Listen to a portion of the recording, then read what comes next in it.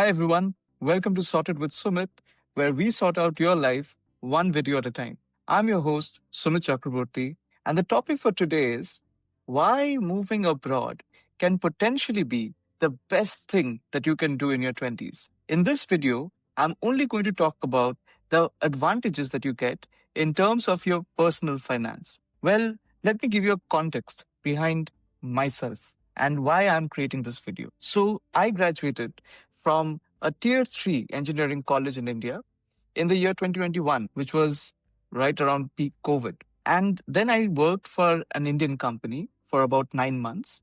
And then I thought I can switch to a different company, maybe abroad. So I applied to different places, specifically in Dubai and Singapore. And sooner or later, I got a job offer as an intern with a 1 year contract in Singapore. I took that. It was very risky at first because I was here only with a 1 year contract, but things turned out well. The company liked me, they liked my work, and they decided to give me a full time offer.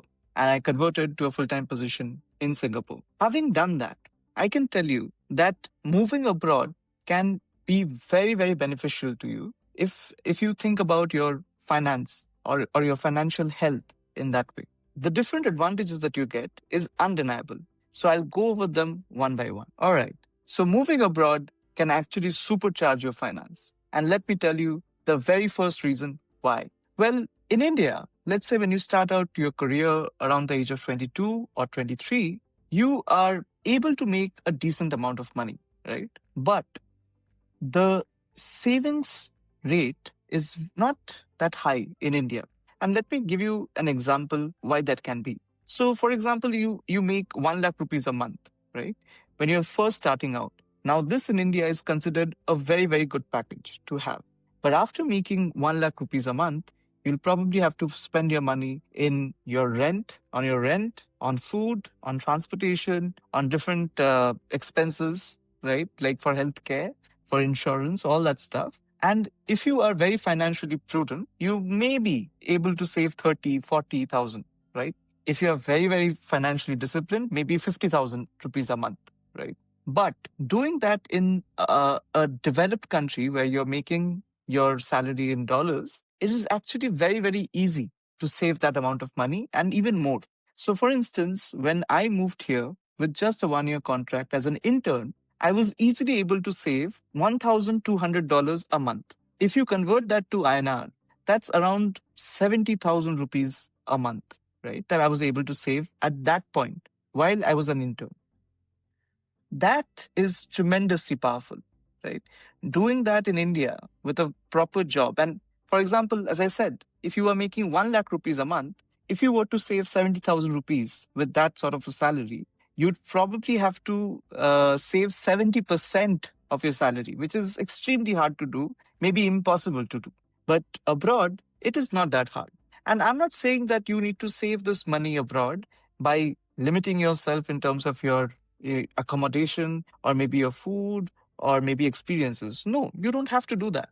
You can actually have it all and still manage to save some money, right? So it is very, very easy to save that amount of money abroad. Now, when you get a better job, when you are earning a better salary, when you have a better experience, right? This savings potential increases. Surely, you'll have your family, you'll have different expenses down the line. But I'm specifically talking about your 20s when you don't have a family to take care of, you don't have any other expenses to take care of, you don't have any other dependents to take care of. If you can move abroad in your 20s and you're able to make a decent money, right, a decent wage in a decent job, and you are able to be financially prudent, you can actually save a huge amount of money in Indian rupees, not just in dollars, but also in Indian rupees, right? Because maybe you might not want to stay abroad forever, right? You might want to get married and move back to India at some point. So, in Indian rupees terms, you will have a massive amount of savings, and it can be made possible when you move abroad. So, that is the first advantage. What is the second advantage? And for sure, it is the foreign exchange rate. Well, the Indian rupee has been depreciating around 4 to 5% a year when it comes to the dollar. And maybe I'm not that well versed with my US dollar numbers, but if I see the Singaporean dollar exchange rate, the rupee has consistently for the last 3-4 years has been depreciating by 4 to 5% a year. Now, just take this as an example where you are making your salary in Singaporean dollars and you keep it in your bank account here in Singapore. Now, in a good bank with a high savings rate, with a high savings yield, you'll probably get 1.9 to 2% per year. And the fact that your Indian rupee has been depreciating by 5%, effectively your money has been increasing in INR terms by 7% a year. So that's 2% from your interest rate in your bank account and 5% of the rupee devaluing itself, depreciating. If you don't do anything with your money, just the fact that you hold dollars gives you a edge compared to people in India. So that is another superpower that you unlock. Having a very, very good exchange rate when it comes to the rupee is definitely a superpower that is worth having. Like, for example, I had actually gone to Thailand with my family way back in 2018 or 2019 end, I believe, and right before COVID started. So, although baht is not as expensive as compared to other currencies like the dollar or pound, but definitely it hurt a little bit because the baht was not very cheap, right? This year, I traveled for an office trip to Thailand again. We were staying in a five-star hotel and everything. So I was spending a lot of money there, right? Thousands of baht. And I thought maybe when I come back and I see my bank statement, it's going to hurt a bit. But when I came back, I saw my bank statement and it was like $5, $6. And then it clicked that, okay, I was holding Singaporean dollars, so it doesn't really hurt me because I spend way more in Singapore compared to what I was spending in Thailand. Definitely having a strong currency as your main currency, the currency that you earn in, is a definite plus, and it is actually a superpower, right? Then comes the point on taxes. Well, in India, we all know the tax rate is very high. The government has taken proactive measures and it has decided to reduce the tax burden on the citizen.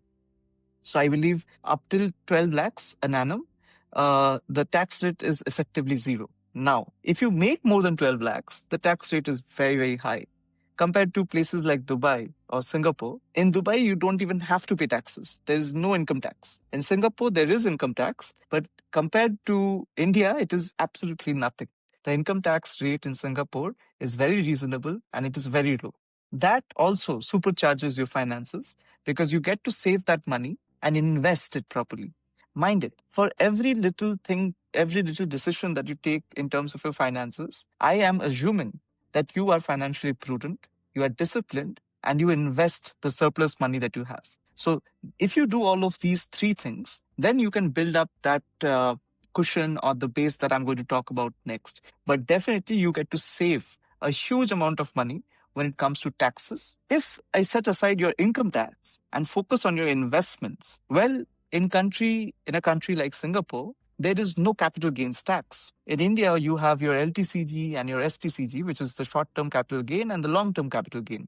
But in Singapore, I do not have to pay any capital gains tax, which is an amazing, amazing superpower to have, right?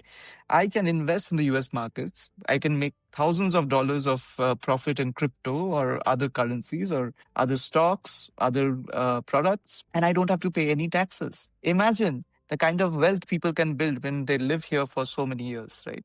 These are the advantages that the government is providing its citizens. And when you move abroad, you get access to these advantages. And it makes absolute sense to take that opportunity, invest your money, and grow that money, right? So it is definitely another superpower that we unlock. Then comes the next point, which is associated with making all these huge amounts of savings and having the foreign exchange advantage and having low taxes, which is it builds up your financial base. So imagine your financial health like a house, right? If you can build a strong base, you can take risks, you can do different things, you can try out different products to even grow your money. But the first thing that you need to do is build that base, right? Now, if you can save the money, if you can grow the money and pay less taxes on it, then you have a very, very strong foundation for your financial house.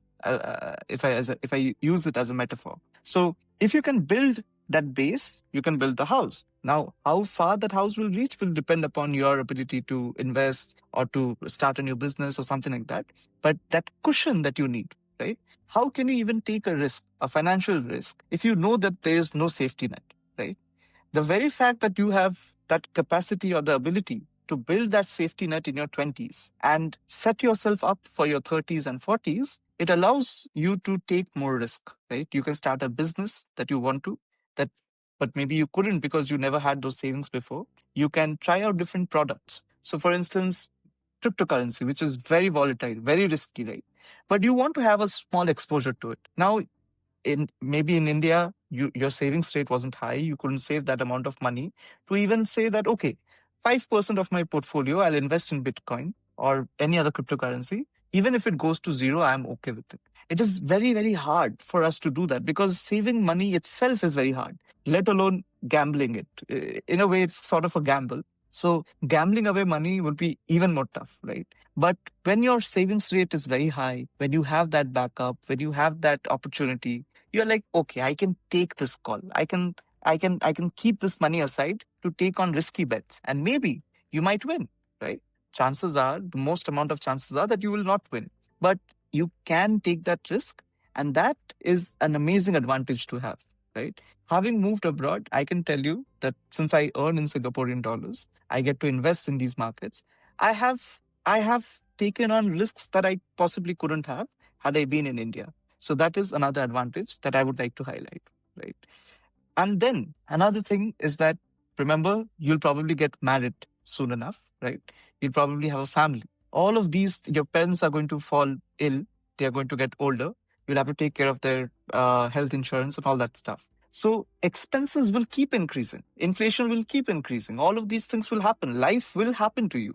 But if you can build that base in your 20s, imagine how much less stress you'd have to deal with in your 30s and 40s, right? That is priceless to me, right? The fact that uh, I can be relaxed about my financial health, my financial future, and my family's financial future is an amazing advantage to have. It is undeniable, right? And then the other thing that you get is that you get access to better financial products and more diverse markets. Okay. What do I mean by this? Now, sitting in Singapore, I can not only invest in the Singaporean stock market, I can easily invest in the US stock market. Let's say I am worried about the dividend tax of US ETFs. I want to invest in Irish domiciled ETFs, okay, which still invest in US stocks, but they're domiciled in Ireland. So there is less dividend tax, right? I can easily invest in the London Stock Exchange, right? The ETFs that are listed in the London Stock Exchange. I can invest globally, right? I have access to products which are not easily available in India. For instance, like cryptocurrency is quite regulated in India, so it is not very easy to invest. But here it is much more liberal. They allow these products to be accessed, which is an amazing superpower to have, right? If you have better products, more mature products that you can understand and you can use, not even that.